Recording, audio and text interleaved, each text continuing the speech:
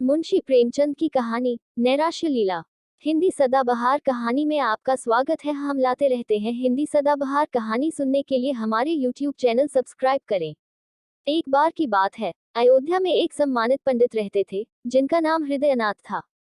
भले ही उनके पास बहुत धन दौलत न था, लेकिन वे थोड़े में ही संतोष रखते थे। हालांकि उनके पास जो कुछ मकान थे, उनसे आने वाले किराए से उनका जीवन गुजर बसर हो जाता था। किराया बढ़ाने के साथ ही उन्होंने एक सवारी खरीद ली थी। जिंदगी का तजुर्बा होने के बाद भी किस प्रकार से जीवन यापन करना है, इसका बहुत कम ज्ञान था उन्हें। जैसे वे थे वैसी ही उनकी पत्नी जागेश्वरी थी। उन्हीं की तरह समाज के रीति रिवाजों से डरकर रहने वाली। दोनों के विचार कभी अलग नहीं हुए। पत्नी के लिए पति की आज्ञा ही सर्वोपरि थी। जागेश्वरी भगवान शिव की उपासना करने वाली थी और हृदयनाथ जी वैष्णव थे, लेकिन दान व्रत आदि में दोनों की समान श्रद्धा थी, यानी धर्मनिष्ठ थे। उनकी एक पुत्री थी कैलाश कुमारी, जिसकी शादी उन्होंने 13 साल में ही कर दी थी। अब उन्हें उससे एक पुत्र की लालसा थी, जिसके नाम वे सब कुछ करके धर्म ध्यान में लग जाना चाहते थे। शायद भाग्य को यह मंजूर न था। कैलाश कुमारी की शादी के बाद ही उसके पति की मौत हो गई और वह विधवा हो गई। पूरे घर में शोक का माहौल था, लेकिन कैलाश कुमारी, जिसे विवाह का मतलब ही नहीं पता था, वह अपने माता पिता को रोता हुआ देखते तो खुद भी रोने लगती थी। उसे नहीं पता था कि वे क्यों रो रहे थे। वह तो सिर्फ अपने माता पिता को रोते देखती तो उनका अपने प्रति प्रेम देखकर रोने लगती। उस बेचारी को तो पति का मतलब भी नहीं मालूम था। वहीं जब भी माता पिता अपनी बेटी का चेहरा देखते तो दुख से और रोने लगते थे। कैलाश कुमारी को लगता कि महिलाएं पति की मृत्यु के बाद इसलिए दुखी होती हैं क्योंकि पति महिला और बच्चे का पालन पोषण करता है। ऐसे में उसे चिंता करने की क्या जरूरत, क्योंकि उसके पास तो उसके माता पिता हैं, जो उसकी सारी इच्छाएं पूरी कर सकते हैं। कैलाश कुमारी को बस यह दुख था कि उसकी सहेलियां भी उसके साथ खेलने न आती। वह जब माँ से सहेलियों को बुलाने की आज्ञा लेने जाती तो माँ फूट फूट कर रोने लगती।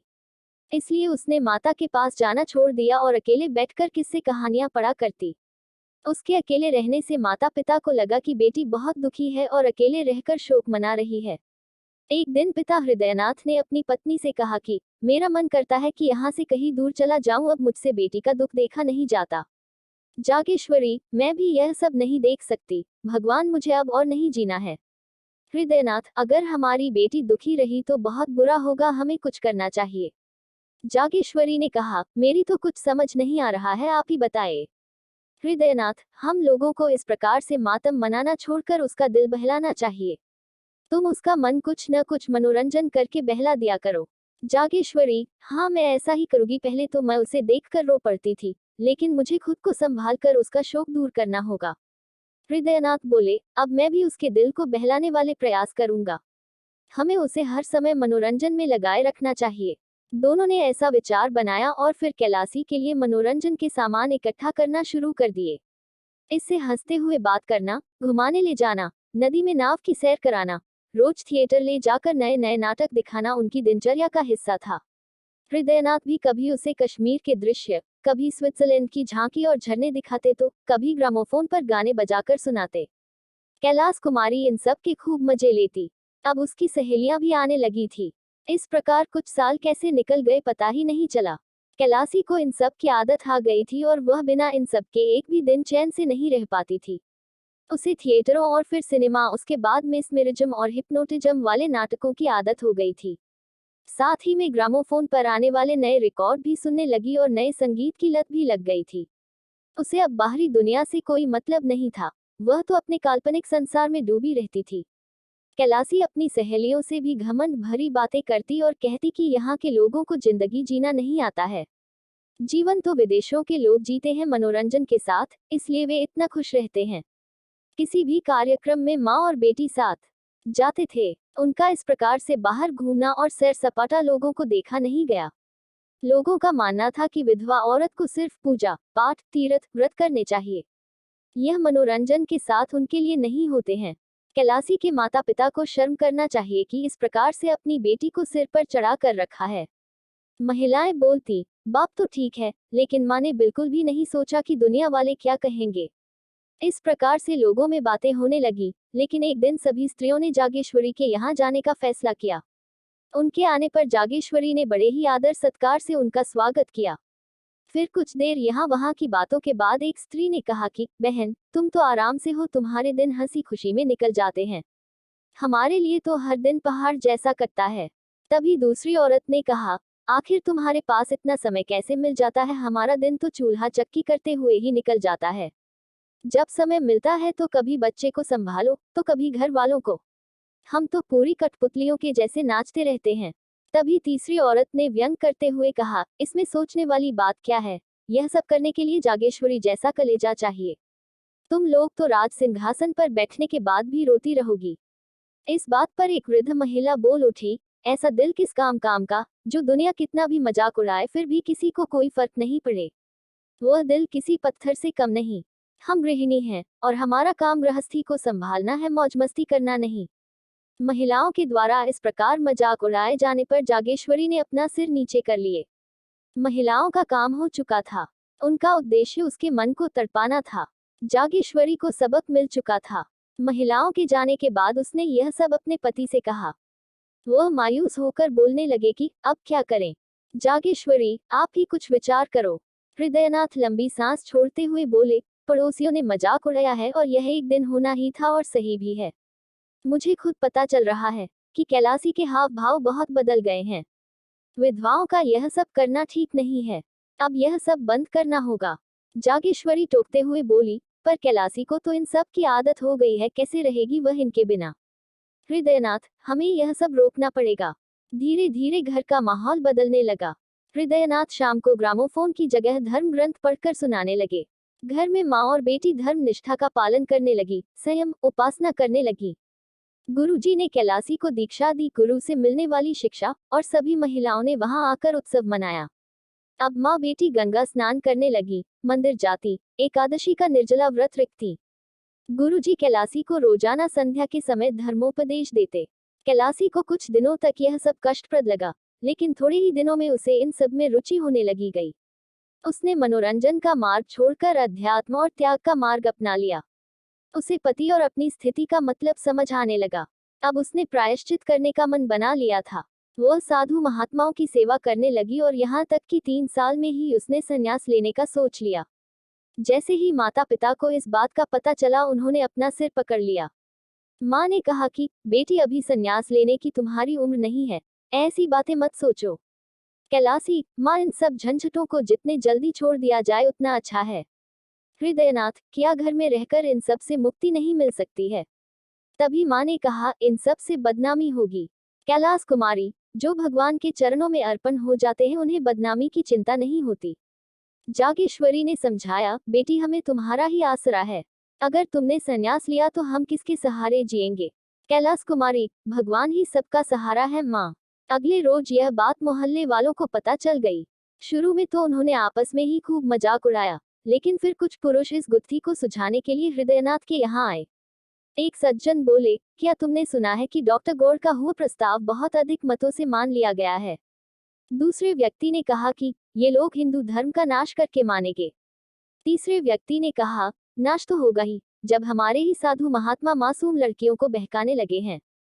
हृदयनाथ, मेरे साथ भी ऐसा ही हुआ है, आपको तो पता ही है सब कुछ। पहले व्यक्ति, आपके ही नहीं हमारे साथ भी हो रहा है। हृदयनाथ, आप लोग कोई रास्ता निकालिए। पहले व्यक्ति, आपने उसे समझाया नहीं था क्या। हृदयनाथ, खुद समझाया और अब हार गया, किसी की कुछ नहीं सुनती। तीसरे व्यक्ति, उसे इस मार्ग पर नहीं लाना था। पहले व्यक्ति, पर अब पछताने पर क्या होगा। कुछ लोगों की सलाह है कि विधवाओं से अध्यापिका का काम कराना चाहिए। दूसरे व्यक्ति, सलाह अच्छी है, आस पड़ोस की कन्याएं पढ़ने को आ जाएंगी और लड़की का भी मन लग जाएगा। हृदयनाथ, मैं उसे फिर से समझाऊंगा। जैसे ही लोग गए, हृदयनाथ ने कैलाश कुमारी को समझाने का प्रयास किया। पहले तो हृदयनाथ को कैलाश कुमारी को समझाने में कठिनाई हुई, लेकिन धीरे धीरे कैलाशी की सोच बदलने लगी और वह मान गई। हृदयनाथ ने मोहल्ले वालों की बच्चियों को जोड़कर पाठशाला शुरू कर दी। पंडित जी खुद कैलाशी के साथ पाठशाला में पढ़ाने लगे। कुछ ही दिन में पाठशाला चल गई और दूसरे मोहल्लों की बालिकाएं आने लगी। कैलाश कुमारी पूरे दिन लड़कियों के साथ रहती, पढ़ाने के साथ ही उनके साथ खेलती, सिलाई सिखाती रहती। पाठशाला अब एक परिवार बन गया था। किसी भी लड़की के बीमार होने पर कैलाश कुमारी उसके घर जाकर उसकी सेवा करती। एक दिन की बात है, पाठशाला की एक बच्ची को चेचक निकल आया। तब कैलासी उसके घर उसकी तबीयत के बारे में पूछने गई। लड़की की तबीयत खराब थी। कैलासी को देखकर ऐसा लगा कि उसके सारे दुख भाग गए।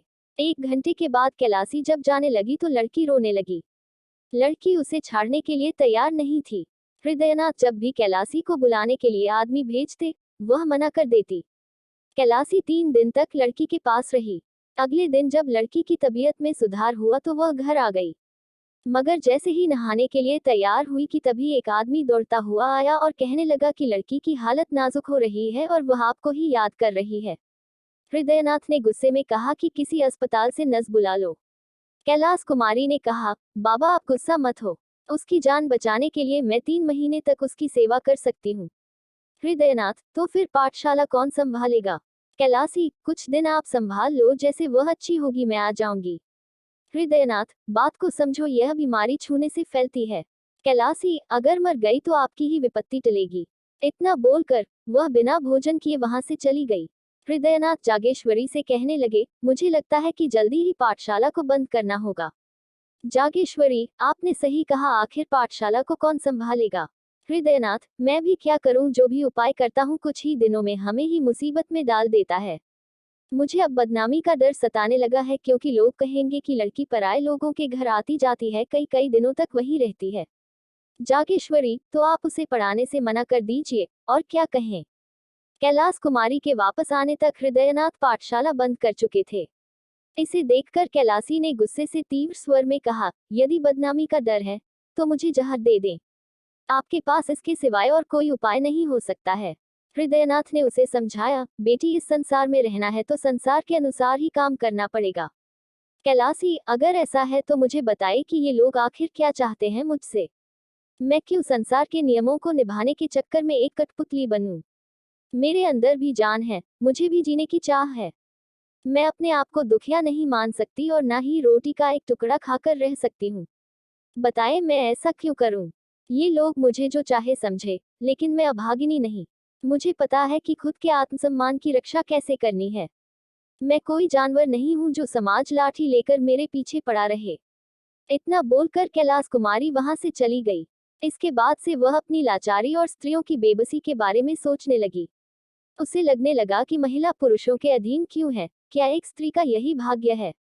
यह सोचकर अपने नसीब और समाज के द्वारा किए गए अत्याचार पर दुखी और नाराज हो जाती थी।